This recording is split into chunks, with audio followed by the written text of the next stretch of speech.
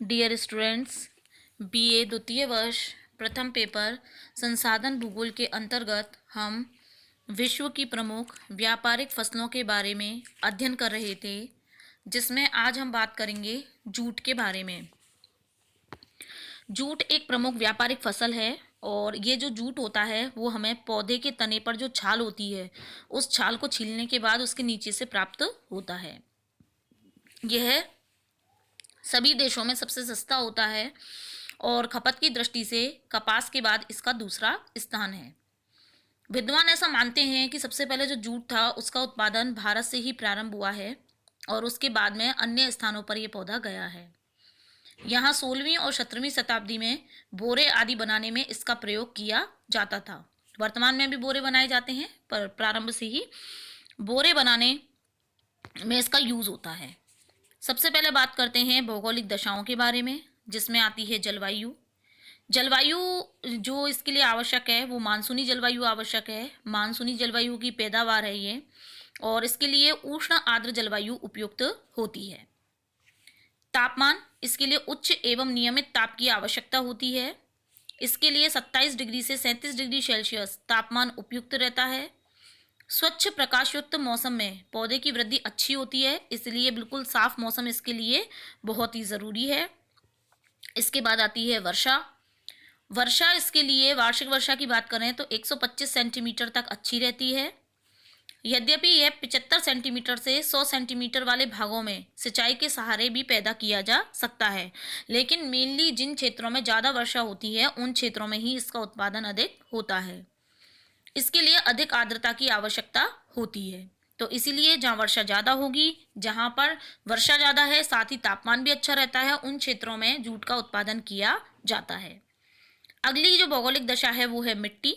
मिट्टी की अगर हम बात करें तो जूट जो है वो सभी प्रकार की मिट्टी में पैदा किया जाता है।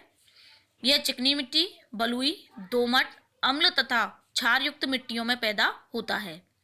लेकिन नदियों के बाढ़ वाले जो मैदान हैं वहाँ की जो काप मिट्टी है इसके लिए बहुत ही उपयोगी होती है, क्योंकि यह काप की मिट्टी जो है वो बाढ़ के साथ प्रतिवर्ष नई चिकनी मिट्टी को भी जमा करती रहती है, जिससे मिट्टी की जो उर्वरक क्षमता होती है वो बढ़ती जाती है।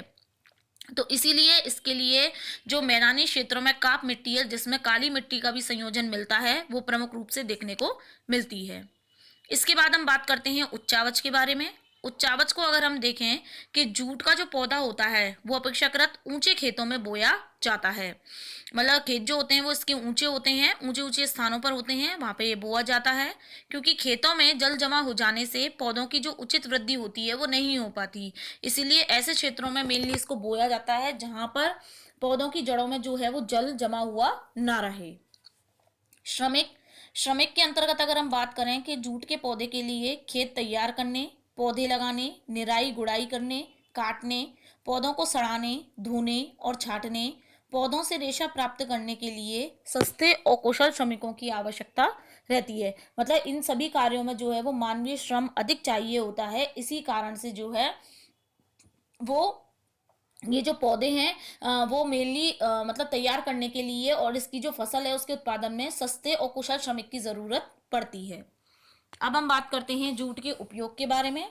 उपयोग की अगर हम बात करते हैं तो इसमें सबसे पहले जो विभिन्न प्रकार की वस्तुएं होती हैं उनके भंडारण के लिए जूट के जो बोरे होते हैं वो बनाए जाते हैं। विभिन्न जो वस्तुएं उनके व्यापारिक परिवहन के लिए, उनको भरने के लिए जो जूट के बोरे होते हैं या टाट होती है उसे बनाने में इसका प्रयोग होता है। त्रिपाल, डेरों, तंबुओं आदि के लिए जो कैनवास कपड़े होते हैं वो इससे बनाए जाते हैं। विभिन्न प्रकार के रस्से, सूतली डोरियां, धागे आदि भी इससे बनाए जाते हैं। कागज बनाने और बिजली उद्योग में रोदन माध्यम के लिए भी जूट का प्रयोग किया जाता है। तो इस तरीके से वर्तमान में अलग अलग क्षेत्रों में जो है वो जूट का प्रयोग बढ़ा है और जूट का प्रयोग किया जाने लगा है। फिर हम बात करते हैं विश्व में जूट के उत्पादन के बारे में। जूट उत्पादन की बात करें तो जो भारत पाक विभाजन है उससे पहले जो भारत है उस भारत को जूट उत्पादन में एकाधिकार प्राप्त था। वर्तमान में जो विश्व के जूट उत्पादन है वो भारत के द्वारा 66.4% और बांग्लादेश के द्वारा 28% जो है उत्पादित किया जाता है। इसके अलावा जो जूट का उत्पादन है वो ब्राज़ील, हिंद चीन में 3 देश आते हैं वियतनाम, कंबोडिया और लाओस, इन तीनों में जो है जूट का उत्पादन होता है। इंडोनेशिया, ताइवान, चीन, नेपाल, जायरे से प्राप्त होता है। अकेला एशिया महाद्वीप विश्व के कुल उत्पादन का 97% जो है वो पैदा करता है। प्रमुख जूट उत्पादक क्षेत्रों की अगर हम बात करें तो इसमें सबसे पहले आता है भारत। भारत में जो विभाजन हुआ है भारत पाकिस्तान का, उसके बाद से जो जूट का उत्पादन है उसमें वृद्धि हुई है। वर्तमान में यहाँ से विश्व के कुल उत्पादन का 66.4% प्राप्त किया जाता है। मुख्य उत्पादन क्षेत्र पश्चिम बंगाल, असम, बिहार, उड़ीसा, उत्तर प्रदेश और त्रिपुरा राज्य हैं। इन राज्यों के जो नदी डेल्टा क्षेत्र है वहां पर अधिकतर उत्पादन प्राप्त किया जाता है। भारत में जूट के रेशों से कपड़ा, बोरे, टाट, कैनवास आदि बनाए जाते हैं। दूसरा आता है इसमें बांग्लादेश। बांग्लादेश की अगर हम बात करें तो बांग्लादेश में विश्व का लगभग 28% जूट उत्पादित होता है। यहाँ जूट के 4 प्रमुख क्षेत्र हैं। देवरा क्षेत्र में फरीदपुर, बेकरगंज, जैसोर और खुलना के जिले। नारायणगंज क्षेत्र में मेमन सिंह और ढाका जिले। सिराजगंज क्षेत्र में पवना, बोगरा, रंगपुर जिले। उत्तरी पश्चिमी क्षेत्र में राजशाही, दिनाजपुर जिले। ये प्रमुख उत्पादक जिले हैं। अब हम बात करते हैं चीन के बारे में। चीन में भी जूट का उत्पादन किया जाता है। यहाँ जूट का उत्पादन यांगटीसी डेल्टा, सीकियांग, दक्षिण पूर्वी तटीय मैदान और ताइवान द्वीप आदि क्षेत्रों में किया जाता है। अन्य उत्पादक देशों में अगर हम बात करें तो नेपाल, थाईलैंड, रूस और ब्राजील का प्रमुख स्थान है। इनके अलावा मालागासी, म्यांमार, कांगो आदि में भी थोड़ी बहुत मात्रा में जूट का उत्पादन किया जाता है। तो इस तरीके से विश्व के जो प्रमुख देश हैं उनमें प्रमुख रूप से जो है जूट का उत्पादन होता है। अब हम बात करते हैं अंतर्राष्ट्रीय व्यापार के बारे में।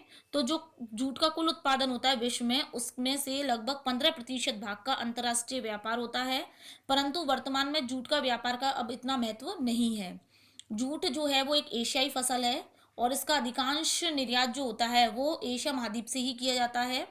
जूट के निर्यात में जो बांग्लादेश है उसको एकाधिकार प्राप्त है और आयात में जो विकासशील देश है उनकी प्रधानता है। यानी कि जो विकासशील देश है उनके द्वारा इसका आयात मेनली किया जाता है। प्रमुख आयातक देशों की अगर हम बात करें तो इसमें आते हैं ग्रेट ब्रिटेन, जर्मनी, जापान, संयुक्त राज्य अमेरिका, रूस आदि देश। प्रमुख निर्यातक देशों की अगर हम बात करें तो इसमें आते हैं बांग्लादेश, थाईलैंड, ब्राजील, भारत आदि।